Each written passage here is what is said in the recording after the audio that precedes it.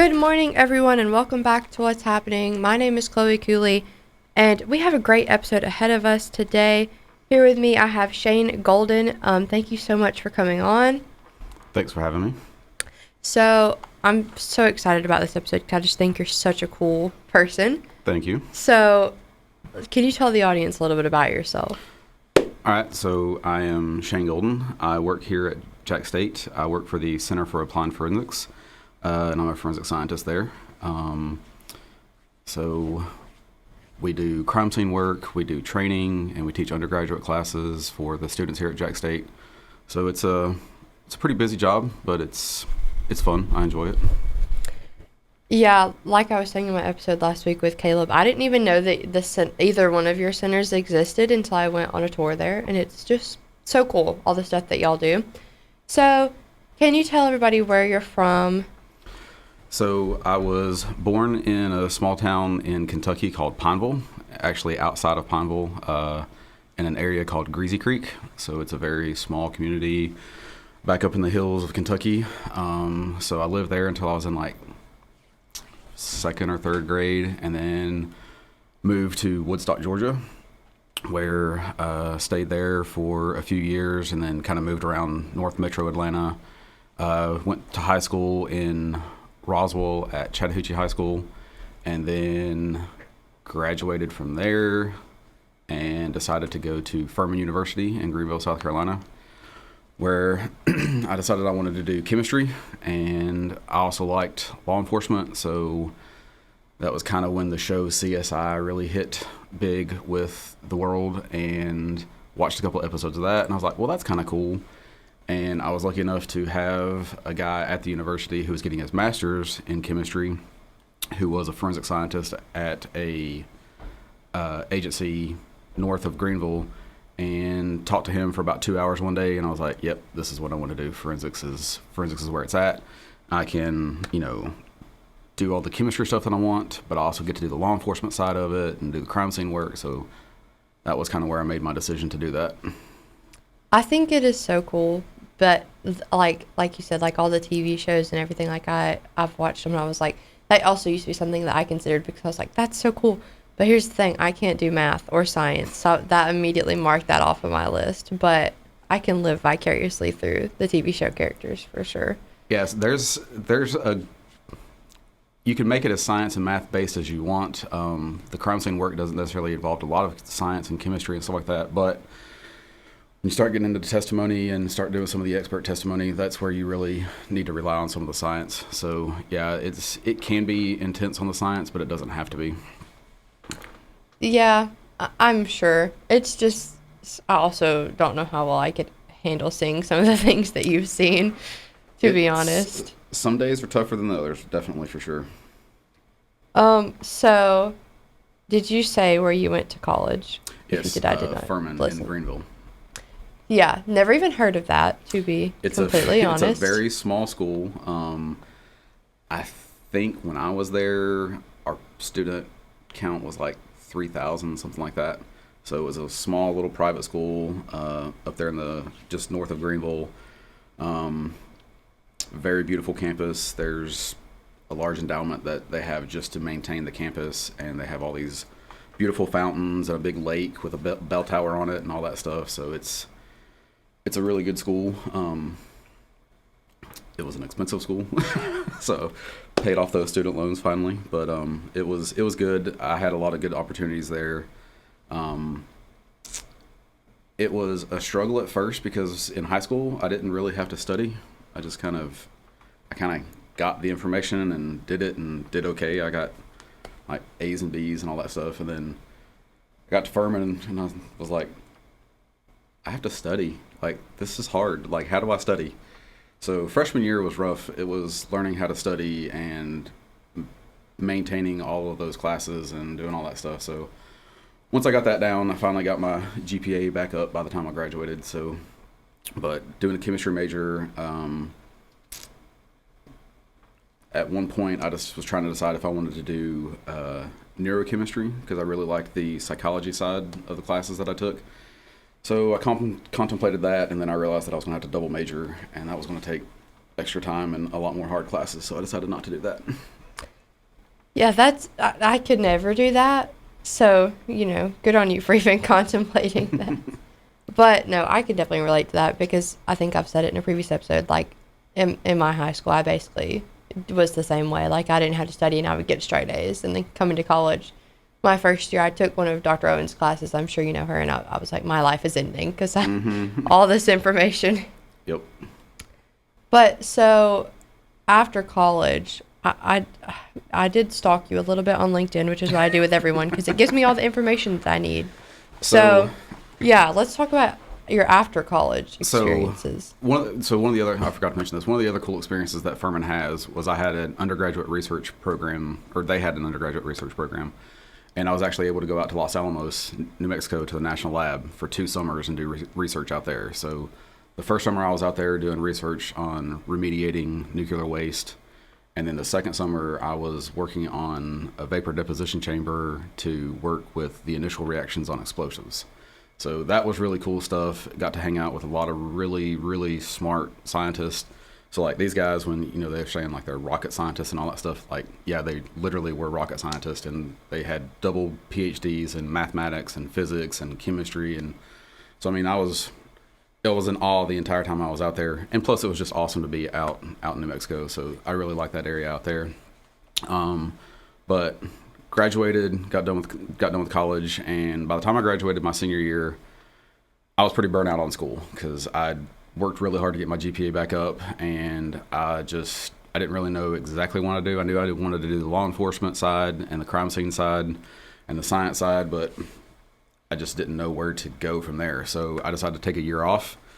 My dad runs a construction company over in Atlanta, or ran a construction company over in Atlanta. And so I took a year off and decided to work with him, help him on the construction side, did some accounting books for him and kind of managed some jobs for him and all that stuff. And it was a good break because it was a tough job and it was a lot of mental stuff, but it wasn't the studying and looking at books and reading and writing papers and all that good stuff. So it was a little bit different, but it ended up working out pretty good. About halfway through, I found a graduate school. It was University of Alabama, Birmingham. They had a Master's of Science in Forensic Science. So I applied, got in, and ended up. So after that year that I took off from undergraduate to graduate, went to UAB. Actually lived with my sister in an apartment over in Birmingham because she was going to Sanford, and I think we lived together for about 3 years while we were doing that. But started the master's program, did that, and that was a really cool experience. So lots of cool classes there. Finished that program up, or actually while I was doing that program, ended up doing an internship with the Alabama Department of Forensic Sciences lab that was here at Jack State in the basement of Brewer Hall. Did an internship with the drug chemistry lab there. That's where I met my boss now, Mark Hopwood, and a couple of the other people that still work there with us.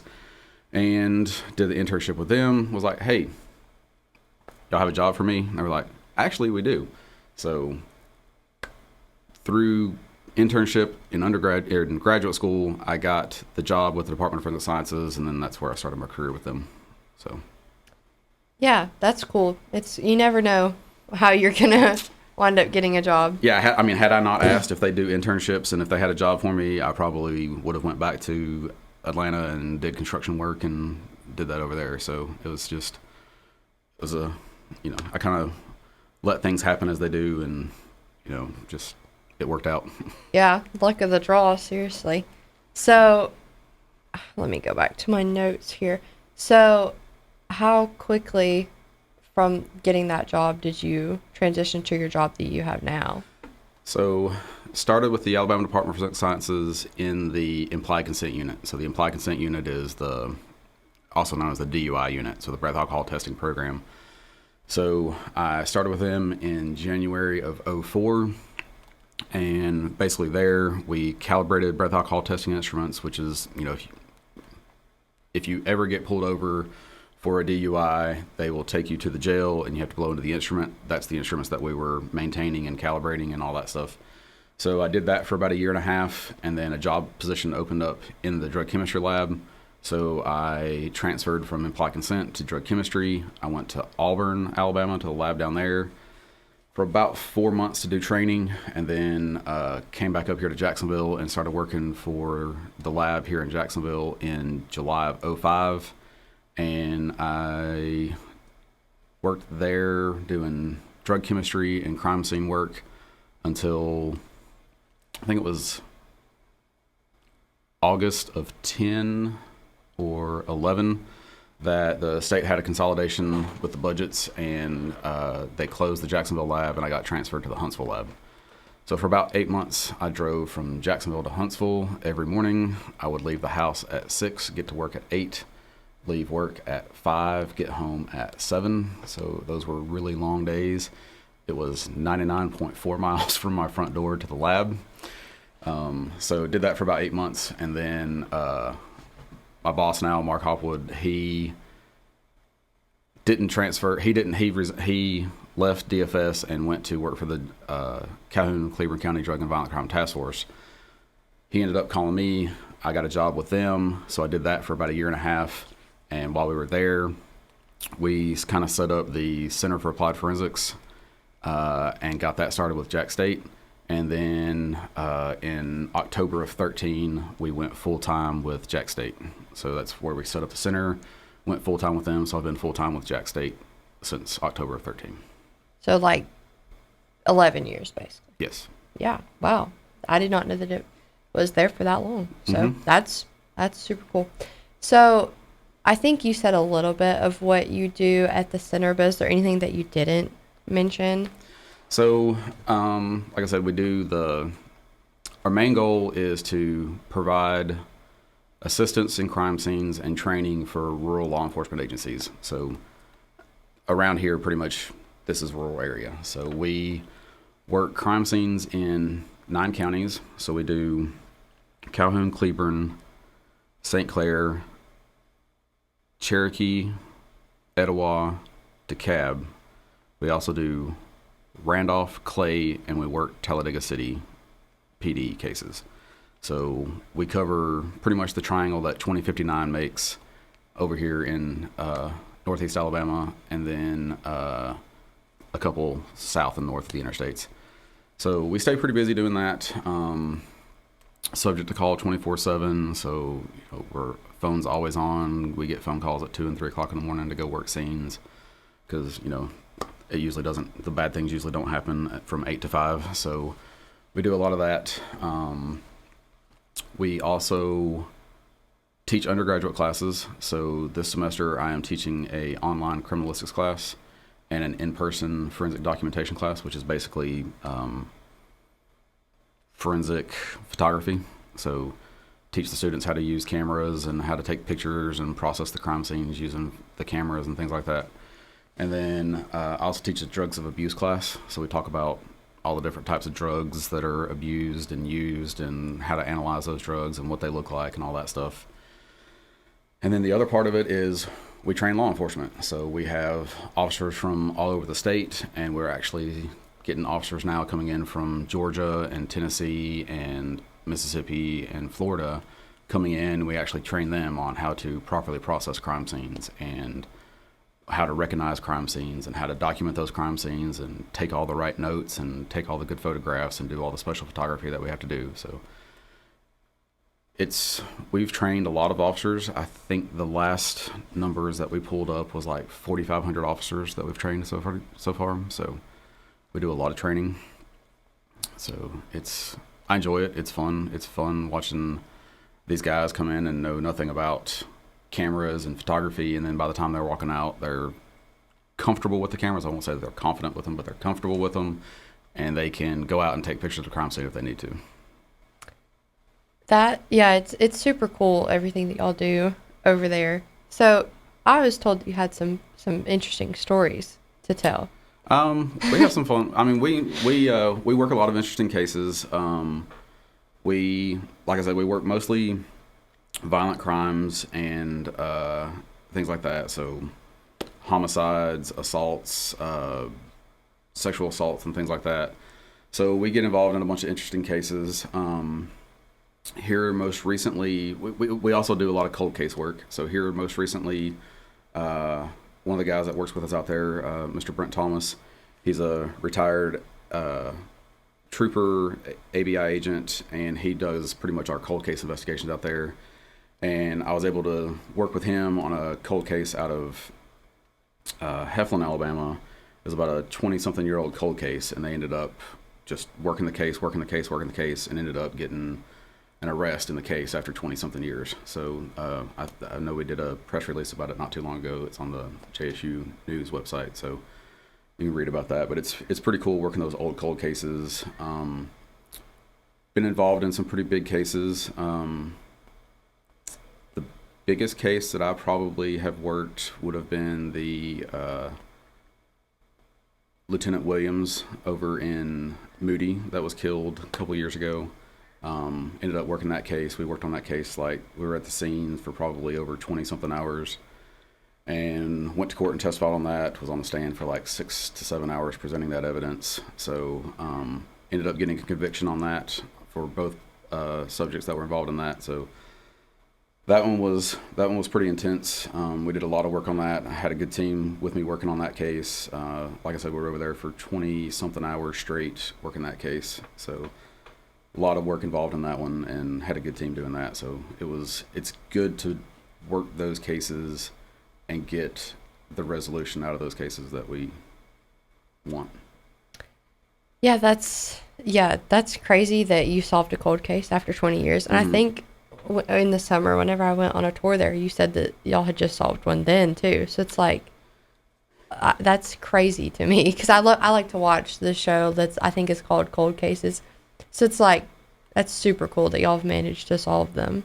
Yeah, so the cold cases are hard just because you're taking work that somebody else has done, and you're looking over their work and trying to interpret their notes and looking back through all the interviews, and you're basically taking that whole case file and going back through it after so many years. And sometimes you can't find witnesses. Sometimes you can't find the notes that people have taken.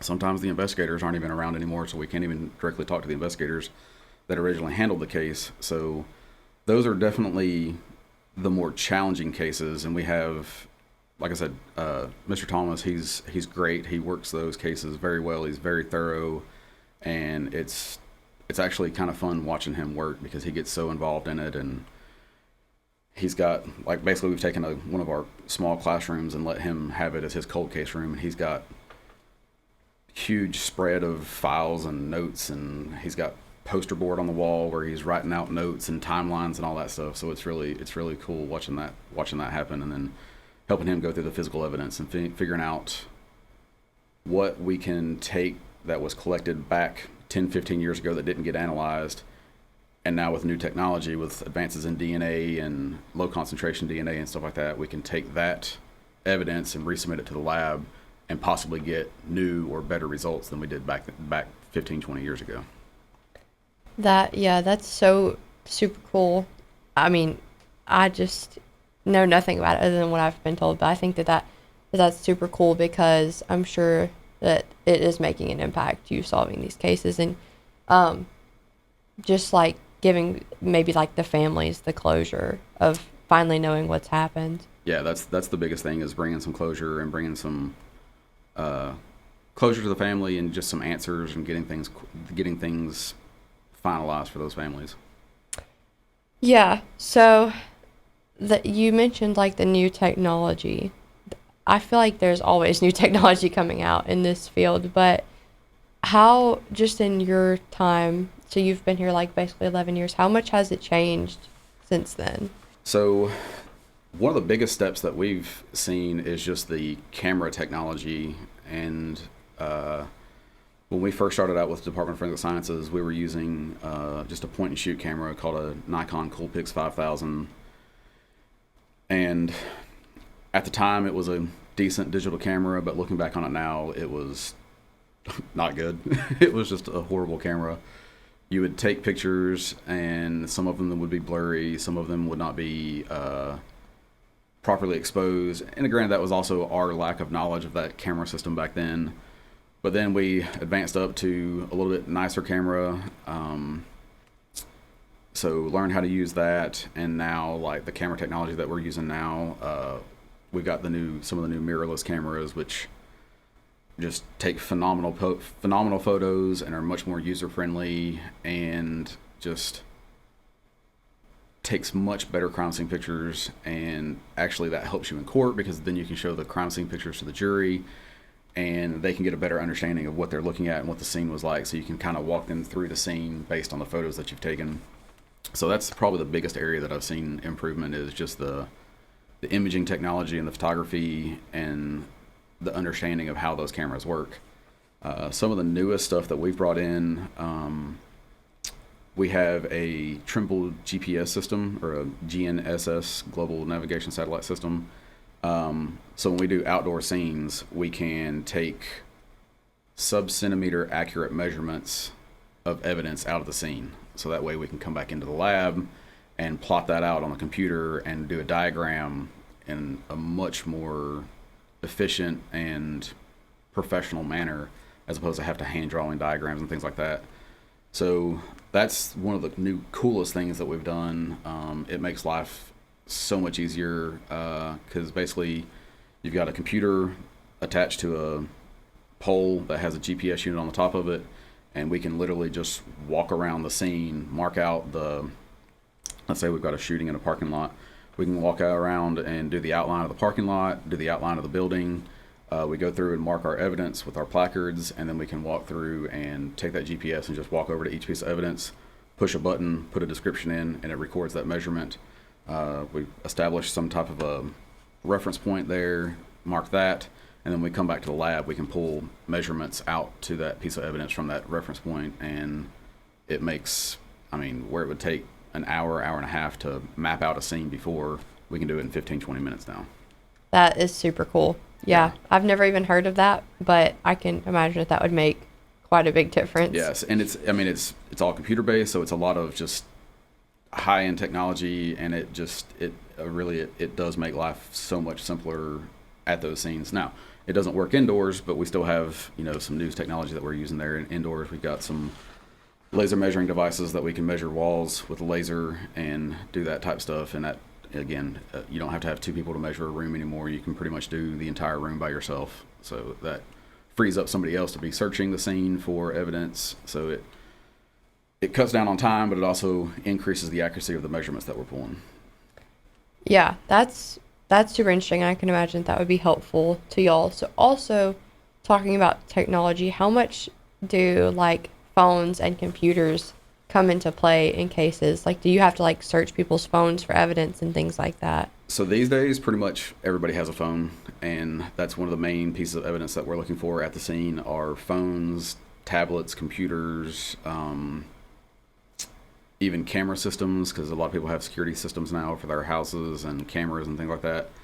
So I am not a digital evidence guy, but we have resources that we can take that stuff to. The EMAC Center down at Oxford, they can extract phones and do all that stuff. So we will find that, document it, collect it, and get it to the agency that needs it to extract those phones. But yeah, that's a huge step up in the investigations world, is having access to those phones, because like I said, everybody carries a phone, everybody communicates on the phones, especially with text messaging now. Everybody's talking about what they're doing on the phones and texting and all that stuff, and some of that data can be pulled off. So it's a really great, it's made investigations, it's just added a whole new element to investigations to be able to get those conversations and pull that information off of there and get that data. So it makes, I'm not going to say it makes the investigation easier, but it does add another layer to it that gives you more information and kind of adds to that investigation. Yeah, I would imagine so. And I think also with iPhones, you can go to Find My iPhone, find your friends, and you can go back through their locations too. So I would imagine for the people that are doing the actual technology evidence, that would be helpful to them, because I'm pretty sure your phone tracks your location all the time. Yeah, and keeps the log of it. It's scary what your phone keeps information about. I know.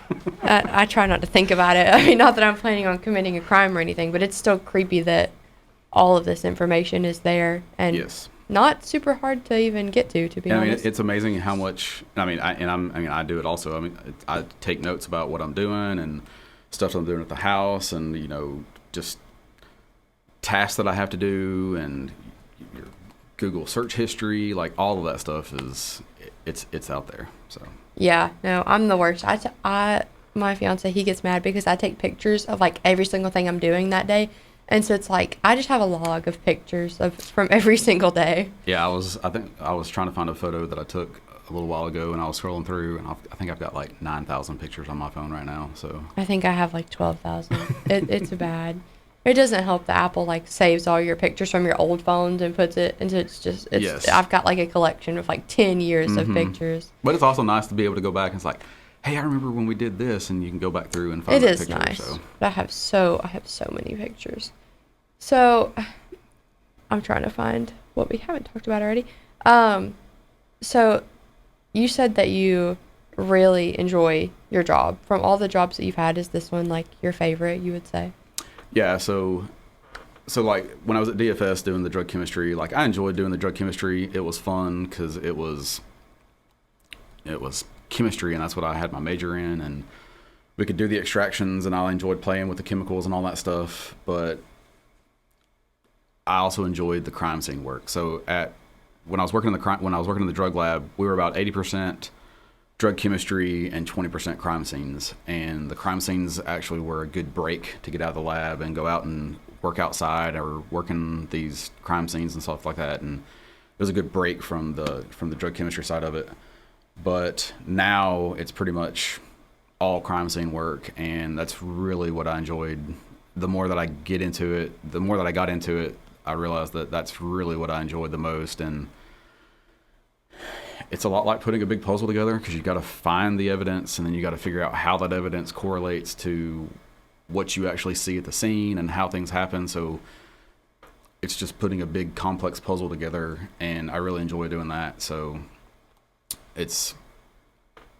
I definitely like this job better, and I really do enjoy the training aspect of it also, and teaching the undergraduate students. It's awesome having these students come in, and like most of the students that I have in my photography class have never touched a camera before, and we've got DSLR cameras, Nikon cameras that they can use in the class, and just having these students who have never taken photos on anything other than their phone, and then teaching them how to use this $1,000 camera system and get them comfortable changing the settings on it.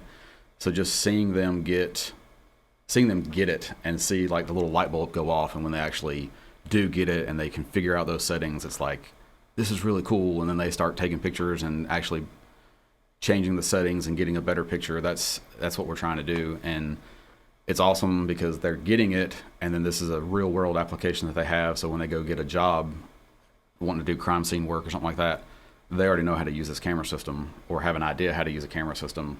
And so they're already prepared to do their job when they get that job. And I had a student contact me. She was a student of mine about 2 years ago, and she ended up going to grad school. And the graduate school had a forensic photography class that she was having to take.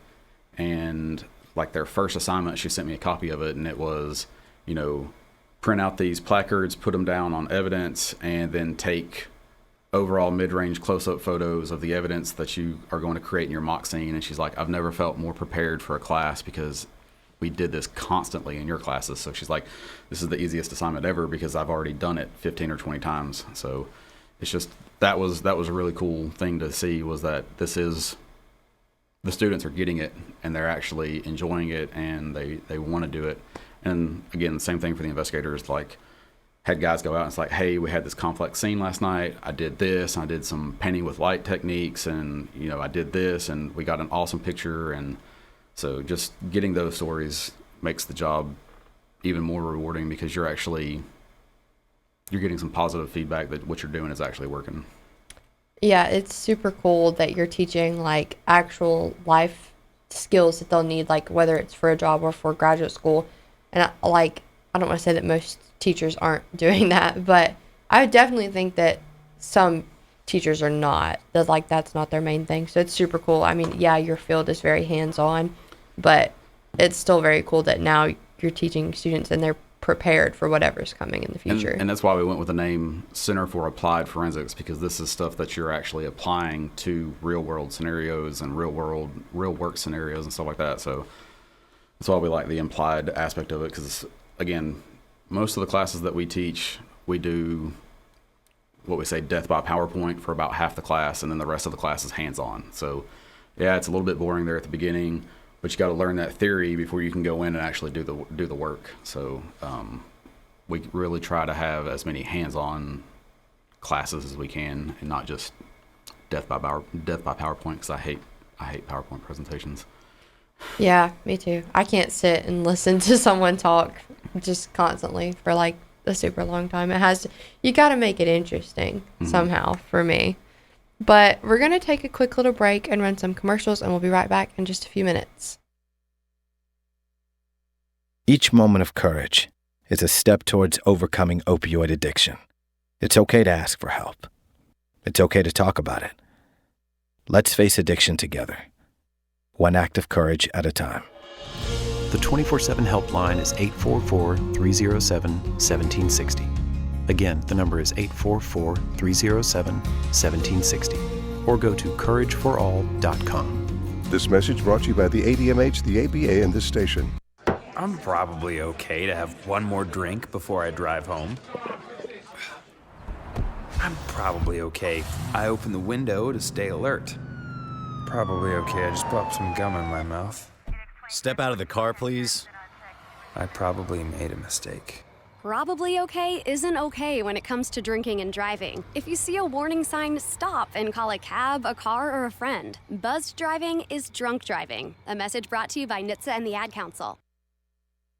Get moving to Jacksonville State University and help others keep moving with a master's in athletic training. JSU's master's degree in athletic training sets you up for success in a wide range of fields. Athletes and teams definitely need the help of skilled athletic trainers, but so do many people in various medical and industrial fields. As an athletic trainer, you help people prevent injuries before they happen and recover faster for the next game, work, or adventure. Check out a master's degree in this versatile field at Jacksonville State University. Online at jsu.edu/athletic training, jsu.edu/athletic training. Every 2 minutes, an American is sexually assaulted. The majority of victims know their attacker. It could be your friend, your neighbor, or someone you met at a party. If you said no, it's rape, and it's a crime. This is Christina Ricci with RAIN. Call the National Sexual Assault Hotline today at 1-800-656-HOPE or visit RAIN.org. That's RAINN.org. Brought to you by RAIN and this station. And we are back. So we're just going to continue talking about, whatever comes up, just hearing all these interesting stories and comments. So what would you say like the challenges are of your current job? Probably just keeping up with everything that we're doing. So it's a very time-intensive job. Like I said, we get called out to scenes at all hours of the day, all hours of the night. I'm fortunate that I've got several people that I work with out there at the center that, we rotate scenes pretty well. I've got a good crew that we work with where everybody's willing to help everybody. So that makes life a little bit easier, but it's definitely that time balance because, also like over spring break, the university, we got spring break a couple weeks ago. So that should have been a 40-hour week that we had off. Well, got a phone call at like 3 o'clock in the morning, had a homicide in a county south of here. So got everybody together, went out there, and we were out there from like 3 o'clock in the morning until about 3:30 in the afternoon. Came back, had to drop the evidence off at the lab, so I didn't get home till like 5. And then the next day, they had to go back out and process another scene. So over spring break, while we were supposed to have our 40 hours off of vacation, I ended up working 24 hours. So it's that time management of, you got to have you work during the week and you get your 40 hours in, but then you also get called out to crime scenes at night. So taking that time off, but still being able to do everything that you're doing at the office and get the training in and teach the classes and all that stuff. So I would definitely say it's that time management of, working and then also having time to get chores done around the house and mow the grass and clean the house and do laundry and all that stuff. So that's probably my biggest challenge, is getting that balance right. And then it's also the wearing of the cases that you're working. So most people that are in this field do a pretty good job of what we call compartmentalizing. So you do work at work and you leave work at work. So when you go home, you're not dwelling on the cases and things like that. So I feel like I do a pretty good job of that, keeping that compartmentalized and not dwelling on the cases, and then working the cases when I'm at work. But then there's always the cases that get to you. Kid cases are the worst. So anytime that we have to deal with a child that's been injured or killed, those cases are always the hardest to deal with. So that's definitely a big challenge for everybody in the field. You talk to any crime scene, law enforcement, firefighter, EMS, that first responder world, the kid cases are the worst because, kids are innocent, and when something happens to them, that just really takes a toll on everybody.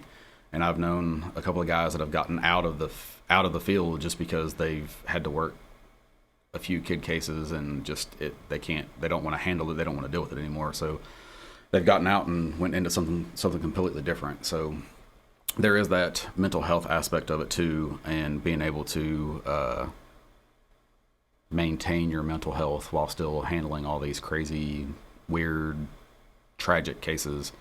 So I think that's one of the big challenges, and I think we're doing a pretty good job of handling that. So at the center, we do a lot of training for basically what we call blood and guts training. So if it involves the science or the crime scene documentation and stuff like that, we do that side of the training. And then like Caleb that you had on last week with Center for Best Practices, he does a lot of the other law enforcement training, the tactics and interview and interrogation, things like that. But he also has some mental health classes that he brings in to handle stress and how to cope with stress in the workplace and management styles and things like that. So he does a good job of having those classes come in, and I think we're doing a pretty good job we're doing a better job now of dealing with the mental health issues in first responders and law enforcement than we were, say, 10 or 15 years ago. So yeah, I was gonna ask because mental health just in general with everyone is like down, so far down than what it used to be, and like I can imagine that takes such a toll. Like I know like lawyers that they have to just completely like have everything in one box and then home in another box, and it's like I'm sure that that's hard to do, and just like you said, like some of them you can't really compartmentalize. Like this is kind of in the same field, but one of my close friends, she is a nurse, and she just got basically her dream job working in the pediatric ward at Children's, and she had a kid die like her first or second day there, and she had like a freak out and was like, I don't know if this is the right job for me, and I was like, just take your few days off, and like I didn't really know what to tell her, to be honest. It's one of those things where it is hard to tell somebody what to do because everybody handles stress differently. So like me, like when I've had a bad day, I like to go get on my tractor and go bush hog and just be not thinking about anything other than cutting grass for a couple hours. Helps me clear my mind. So, or going and working in the shop, working on some piece of equipment that I have there on the farm or whatever. So it's good to have those outlets and be able to do some stuff. One of the new things that I'm getting into is Caleb has convinced me to start doing jiu-jitsu with him and down at the jiu-jitsu place in Anniston.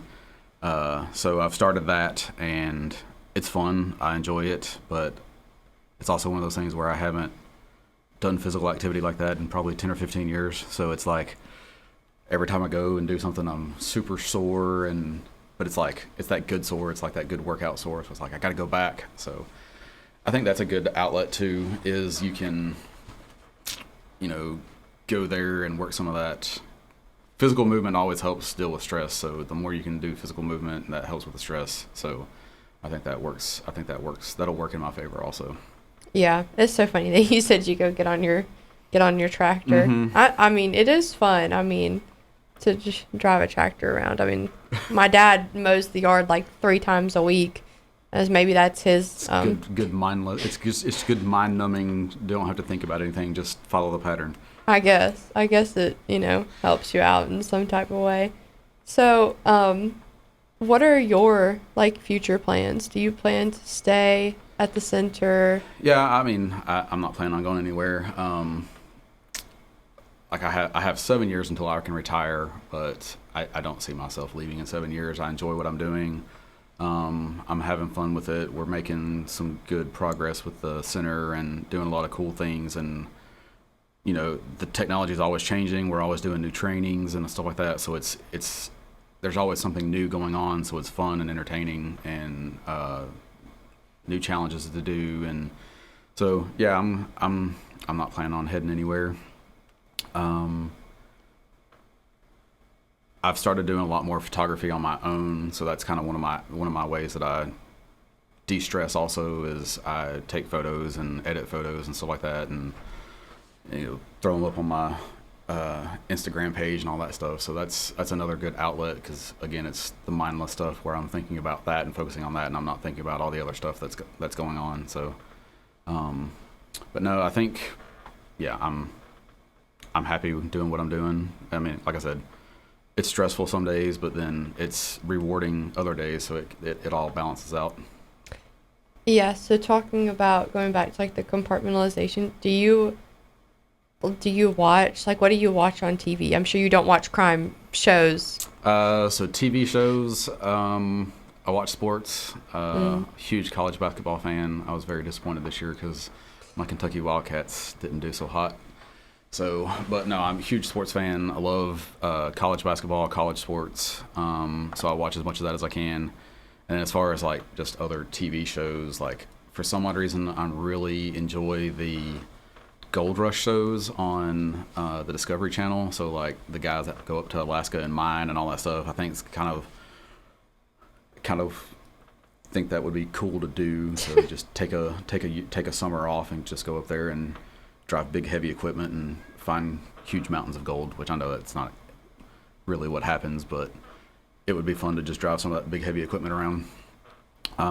So like that shows. But then, I mean, I also watch I don't necessarily watch the crime shows like CSI or any of that stuff, but one of the cool shows that I like is The Terminal List that was out. I've read all of those books, so that's another thing I do. I enjoy reading books, so when I find a good book to read, I get kind of obsessed with it. And yeah, I'm the same way. Sometimes I see myself at like 2 o'clock in the morning and I'm still reading, and I'm like, man, work is going to suck tomorrow because it's 2 o'clock in the morning and I'm still reading. I'm the same way. I'm like, one more chapter, and then I'm exactly one more. Oh, that's a good chapter. I got to keep going because something good's going to happen. So. And then you get to the end of the chapter and it's like a cliffhanger, and I'm like, well, now I have to read the next chapter. Exactly. So, so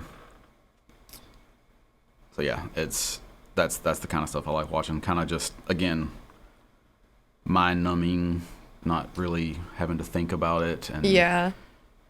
Definitely don't watch the news because I figure if it's news that impacts me, I'm going to hear about it at work. So.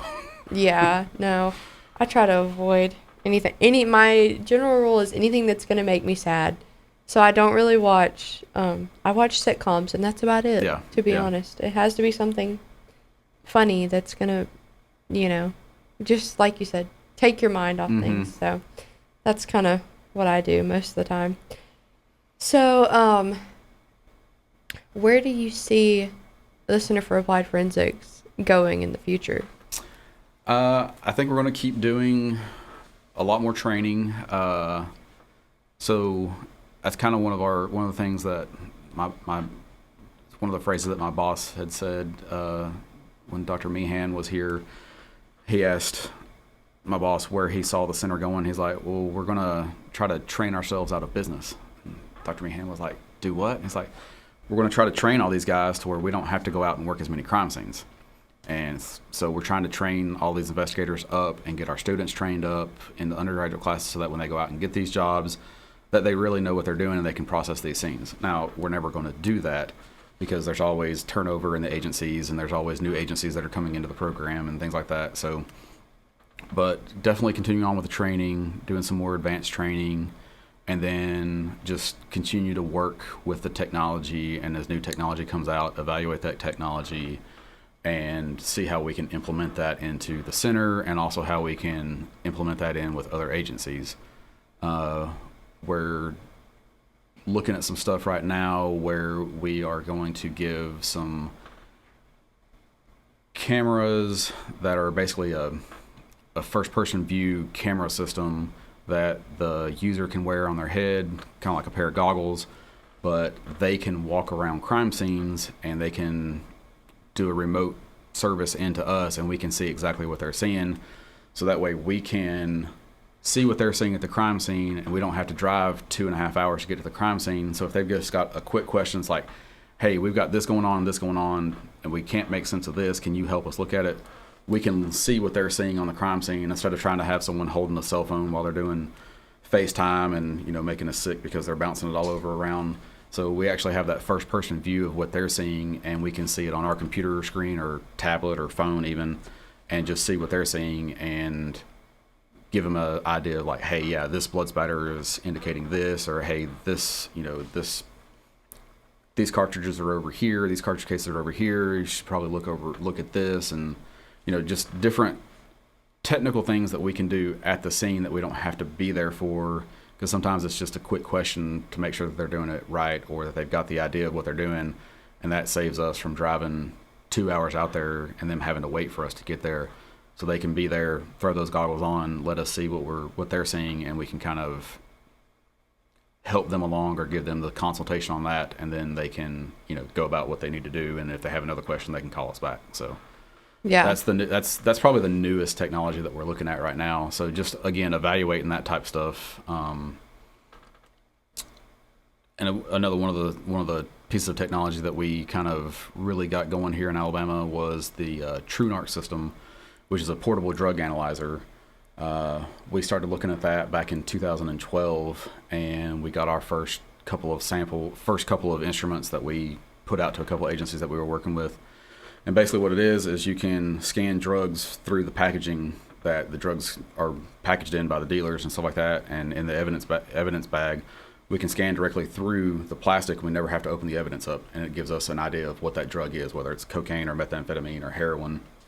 So we kind of kicked that program off here in Alabama, and in the last 10 years, I think there's now probably, I'm just guessing, but I think there's like 60 or 70 of those instruments in the state of Alabama right now. So that was one of the cool things that we were able to be part of and get that evaluated and kind of have an idea of how it works and get it out to some of these agencies. And then agencies have started buying them on their own, and we're training them on how to use them the proper way. And so that's one of the cool things that we've done is implement that program here in Alabama, and it's working really great. So it's just cool to see that technology come through, evaluate that technology, see how we can implement it, and then push it out and get it implemented at agencies. So I see us doing more of that as new technology comes out. We kind of do the research on it and evaluate it, and then see if it's fit for purpose, and we send it out. Yeah, that's super cool. I've seen one of those, the drug tester things, because as I've said before, I interned at the DA's office in Aniston, and one of the cases, they had drugs that they tested in one of those, and I was like, that is the coolest thing ever. It's really cool. Because they were dealing with fentanyl too, which like, you obviously can't touch. So that, I was like, that makes it so much safer for the law enforcement officers in that. Yeah, that's the biggest aspect of it. It makes it safer for the officers. They don't have to open the evidence up and deal with it and get exposed to the drugs and all that stuff. So it's really helped. And it also helps with court cases because, it kind of, there's a system in place that we can kind of push some of those cases through and get people into pretrial diversion programs or get them to do a plea so that they can get into the treatment programs that they need to. So it's really helped out in that aspect also. Yeah, it's super cool. So we're nearing the end of the episode. I try to wrap it up at a good time. Sometimes we go a little longer than I mean to. But so what's the number one thing that you want people to take away from this episode? So if there's students listening and they're interested in forensics, my advice would be to, if you want to do this field, take some science classes, obviously take some criminal justice, forensic investigation classes here. I mean, we have a great program up here. They just moved to Ramona Wood. They've got a new facility there, a new crime scene house, lots of cool hands-on classes, stuff like that. So definitely take some of those classes. But I also think it's important to have some of that science background. So whether if you're wanting to do DNA work, you got to take some biology classes. If you're wanting to do some drug analysis, you're going to have the chemistry classes. And even as just a crime scene investigator, it's good to have some of that science because you will be using chemicals as a crime scene investigator. There's all sorts of chemicals that you use for fingerprinting, for blood detection and things like that. And having a little bit of science background and understanding how some of that science works will make you more confident when you go to court and you have to explain these things. So that way you're not a deer in headlights when you get on the stand and you actually have to explain this stuff. So you've got a little bit of confidence about how to explain it and how the chemistry works. So my advice is take some science classes, do the criminal justice, forensic investigation classes, and then if possible, do an internship. Go to find some of these agencies around or agencies from your hometown, see if you can do some ride-alongs, do some job shadow type things, because I would hate for you to take classes for 3 or 4 years and get to your senior year and you go to your first ride-along and realize that you can't stand the sight of blood, like it physically makes you sick. That's going to be a problem because in law enforcement and forensics, you're dealing with bodily fluids all the time. So definitely try to get some real-world job experience, whether it's a ride-along or an internship or something like that, just to get that experience